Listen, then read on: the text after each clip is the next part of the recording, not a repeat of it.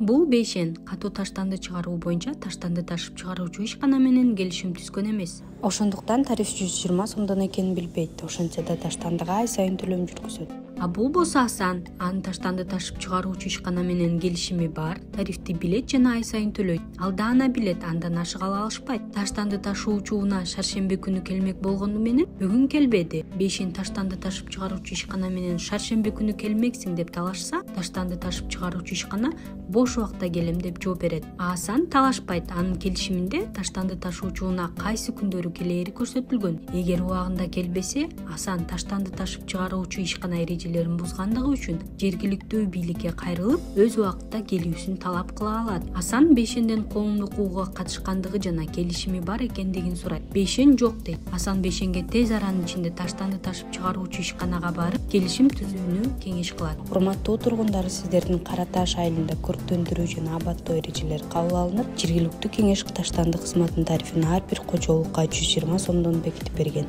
Таштанды ташып чыгаруучу ишканасы жашоочулар менен келишим түзүүнү баштады.